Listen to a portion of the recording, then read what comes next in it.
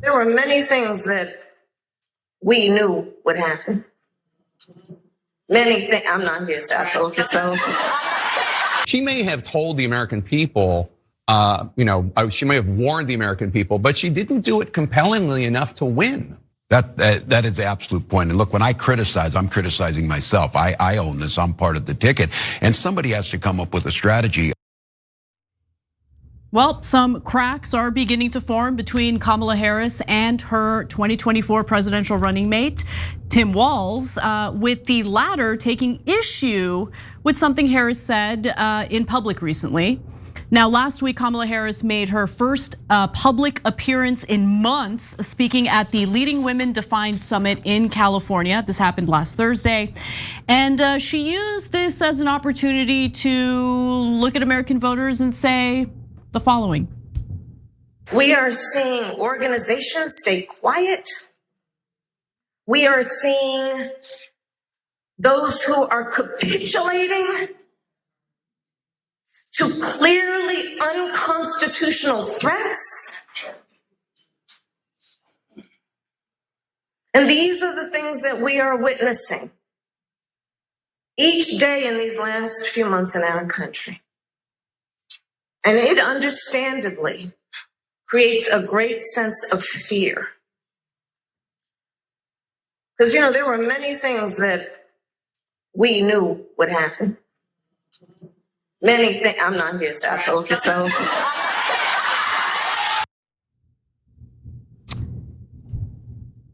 I'm just gonna go to you because, no, I'm gonna say it.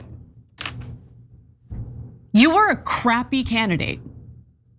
And you were part of a group of people who provided cover for a man who was falling apart mentally speaking, but decided to run anyway. Decided to stay in the race for a month after that disastrous debate against Donald Trump. And then when Biden, the most unpopular sitting president, called you up before the debate and told you, remember, kiddo, no daylight between us, do not differentiate yourself from me, you listened. So to sit there or stand there and give a speech about, I told you so, I told you so. These are the worst people, man. They really are, okay? No, we all knew what Donald Trump was. We all knew. And for all the Democratic ass kissers out there who provided cover for the bad behavior of that administration, they directed their ire toward people like us who kept warning the Democrats, you're gonna lose to Trump, you're gonna lose to Trump, you're pushing unpopular policies, you're gaslighting Americans on the issue of immigration. If you do that, that creates an opening for someone like Donald Trump to come in and do what he's doing in regard to mass deportations, do what he's doing in regard to literally deporting people before they even have a single day in front of a judge to adjudicate whether or not they're undocumented, to adjudicate whether or not they're actually gang members. Yeah. So for all, by the way, all the left-wing media folks who directed their ire toward me, and they're like, you see that? Anna's getting what she wants. No, I'm not getting what I wanted.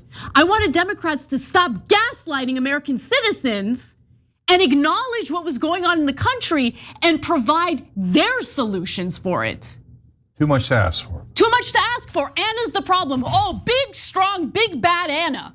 With all of her power, she's the one who swung the election, right? I can't stand these people. They're the worst. They're the worst. Okay, let alone me. I'm gonna start with a small thing and then get bigger. So first, I also can't stand her dramatic pauses that never lead to anything. Like, you're supposed to do the pause if you're really gonna deliver a point. Like, I can't stand them. Every politician is taught this. She's so bad at it. They're always anticlimactic. Okay, that's minor. Now you get to the laugh, right? So guys, if anyone can say told you so, I would argue that it's us. And I would say even more specifically me, okay? So why? And then let's talk about the difference in the told you so's. Number one, a year and a half ago, we started a campaign, now even longer, I think, to get Biden out of the race. Why? Because we weirdly hate Biden? No, I mean, I'm not a fan of Biden's, but the reason to get him out of the race that early was because he was gonna lose to Trump. And what I kept saying on the show, and we did a petition and Young Turks viewers signed it, they should get all the credit. They were prescient enough all the way back then to say, guys, we're not gonna beat Donald Trump with a guy who can't talk. We at the Young Turks, our viewers have eyes and ears. And we can see that he's super old, can't finish his sentences, mumbles, repeats. He's a disaster. And his popularity is in the 30s. And for an incumbent in the 40s, you always lose. In the 30s, it's almost impossible to win. So these are just facts. He'd lost Latinos, he'd lost young people. It was nearly impossible to win. So we were the ones who cared the most about Democrats winning and Trump losing. So we're like, can you please try to win? And be like, how dare you? Winning is not important, even though we're saying democracy's on the line and the other side is Nazis. Winning is not nearly as important as protecting Democratic leadership. So if Joe Biden, the incompetent man with obvious dementia, if the Mad King says he's staying in the race and we're gonna lose, we all have to bow to the Mad King. You, Young Turks hosts and audience, and all of you, you guys defying the Mad King is a much bigger crime than Joe Biden's giant ego saying, I don't care if I have dementia, I want it to be me and only me. And I don't care if I lose to Trump, as long as it's me. That egomaniac fool and all of his advisors put us on the ship headed straight toward an iceberg. And we kept screaming, it's an iceberg straight ahead. And they would yell at us, oh, look at these guys warning about an iceberg. It's your fault, you created the iceberg. No, we didn't, you incompetent fools. Then what did we say? Once Biden finally dropped out and we were 100% right, we said do an open convention, please do an open convention. Obama and Pelosi didn't endorse Kamala Harris. They didn't endorse because they know she's a disaster. Biden did endorse because he knows she's a disaster and he wanted her to lose. So he could say his version of, I told you so, my career is so much more important. As we told you all these I told you so's, do you see me laughing? No, you know why? Because at the end of the day, it doesn't matter who was right in terms of the consequences and the damage. It matters for the next election. Do not ever listen to these liars. Look at how cavalier she is. That laugh is unbearable. I mean, uproarious laughter. The whole country's in a disaster now. But my career was slightly better off now because I seemed like I was more right than Trump. That's not funny, man. It's not funny. So real people are hurt, and it's so obvious that all the elites in the Democratic Party couldn't care less. The only thing they're obsessed with, just like Trump, is their own ego, their own careers, and their own benefit. Bingo. And they disgust me. Yeah, and like I wouldn't be laughing. You lost to that guy. You lost to that guy. So that, what are you laughing about? I mean, it's just, by the way, my other very favorite thing that's happening right now. People are like, oh, Kamala Harris, she might run again. She might run in the next presidential election. And these like left-wing shows play that reaction I had to you mentioning how she might run for governor of California. And I had a very real, yes, knee-jerk reaction to it. I started screaming, no, what are you doing? Don't do that. Because she's a bad candidate. She's awful. She sounds like she's drunk. So okay, I know, no, she's the greatest. She ran a flawless campaign. Biden is young. Pretending. Stop pretending. The video she submitted to that little Catholic thing where the roast happened. Al Smith dinner, yeah. Yeah, the Al Smith dinner. That video wasn't funny at all, not even a little bit. Okay, she is not a talented politician. She's not a leader. Let's stop pretending like a pile of crap is gold, because it's not. So look, at the end of the day, since I had no choice and I was positive that Trump didn't give a goddamn about our Constitution and is super stupid and would do the things that he did, I voted for Kamala Harris. Now, for the Kamala Harris fans, can you please come back to earth and reality? They won't, they can't. So they're incapable of it. If you think she ran a flawless campaign and lost to Donald Trump, how does that make sense? How can you sit there and go, oh yeah, Trump is the worst idiot in the world. Kamala Harris ran a perfect campaign, but somehow magically lost to him. And now there's these people who are drinking like Blue Anon Kool-Aid 24/7. Oh, I think she won. I think she secretly won. Now we got loons on it. Oh, should we raid the Capitol? Okay, so no, guys. And by the way, if you're listening to a host who's telling you that Kamala Harris was amazing and that she should run again, you should never trust that host. That host, in a best case scenario, has no earthly idea about politics.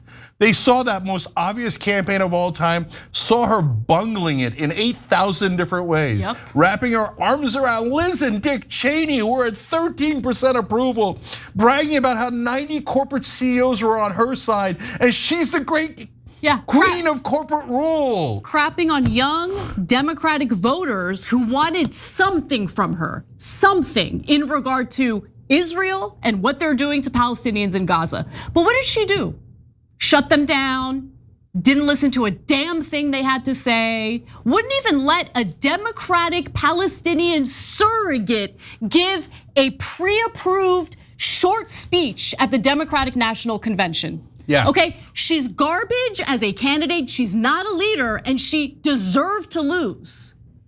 And by the way, look, when she came out, picked Tim Walz, talked about price gouging, and said she was going to do something about housing. We said fantastic, because those are good policies. And then what did she do? She turned right around because her donors complained, and her stupid brother-in-law, who's a stupid lobbyist, came in and said, "Oh, you got to kiss the ass of corporations." She said, "No, price gouging. I didn't mean it. Tim Walz, I'm putting him in a basement. He's not allowed to talk again. I won't let him do interviews." Okay, and houses. This is the #1 issue. I'm barely going to talk about it. Instead, I'm going to have all my surrogates go out and tell you how much corporations love me. So, by the way, if you're a progressive, it's one thing to vote for Kamala Harris as I did. Okay, and hold your nose and go, man, she was a terrible candidate. She's not gonna deliver on anything, but I can't have Trump terminate the Constitution. Okay, I'm right there with you. But if you're pretending to be a progressive and you're cheerleading for Kamala Harris, and you're cheerleading for the senator from MBNA, that's President Biden, he was known as a senator from a credit card company. And those corporate goons, don't tell me you're a progressive, spare it, okay? You can tell me you're, but hey, Democrats, rah, corporatism, yay. Okay, you can do that, at least be honest about it. But there's nothing progressive about these people. So Tim Walz came out and responded to what he saw in that speech with Kamala Harris. And I want to go to that video, let's take a look. What does "I told you so" really mean here? I mean, people heard her message. They did not vote for her. She lost every battleground state. You yourself have criticized the Harris-Walz campaign for being too cautious. She may have told the American people, she may have warned the American people, but she didn't do it compellingly enough to win. That is the absolute point. And look, when I criticize, I'm criticizing myself. I own this, I'm part of the ticket. And somebody has to come up with a strategy. I think this is exactly right. This is the thing. Look, Democrats, it was a good night in Wisconsin. I was over there, we saw that happen. Donald Trump's doing this. Just to be clear, nobody on the Democratic side is celebrating this. And those folks in the street are not celebrating that Donald Trump's making all these errors. I think what the vice president's saying is that was pretty self-evident that he was going to do that. You know, the thing I really do appreciate about Tim Walz is the fact that he is willing to self-reflect. He is willing to do something that almost no politician is willing to do, take personal responsibility. Yes, and he's honest and he's authentic. So give me more Tim Walz. And he got bills passed, progressive bills, populist bills, wonderful bills in Minnesota. That's why we were excited when she picked Tim Walz. We did like 8 different shirts on Tim Walz. We could barely get any excitement on Kamala Harris because she wasn't running on policies that mattered and would make a difference in your life. Tim Walz was. But unfortunately, him being honest, he said something that was very telling there. He says someone has to come up with a strategy. No, Democrats don't like that. Democrats don't like strategy. They like to pay influencers to pretend like Democrats are perfect, but they don't like to listen to their base. They loathe their base. I mean, how many election cycles have they made that abundantly clear? They loathe their own voters. So they hire these like pubescent like influencers on TikTok to pretend as if the Democrats are perfect and they're totally kicking ass when they're not. They didn't offer anything in the last election. They gaslit Americans who were concerned about very serious issues within the country. And when you do that, you create a vacuum in which Republicans come in, Donald Trump comes in, and he's like, this is what I'm gonna do. Yeah, so look guys, unfortunately it's pathetic that there isn't a single person in the Democratic Party who's come up with a strategy. I mean, that's the former VP candidate telling you there's no one with a strategy. So there's gonna be one soon. In a couple of weeks, I'm gonna announce something. And then when I do, a plan to take back the Democratic Party and win the White House. You know what everybody's gonna say? How dare you? Who do you think you are? And I have the answer to that. Apparently the only person with a plan. So as you know, it's a super low bar, guys. And so I encourage you to come up with your own plan because these Democrats aren't gonna ride to the rescue. You gotta be your own cavalry. So the minute when we announce the plan, we'll literally be the only Democrats in the country that have a plan on how to take back the White House. And that is just super sad. Every time you ring the bell below, an angel gets his wings. Totally not true, but it does keep you updated on our live shows.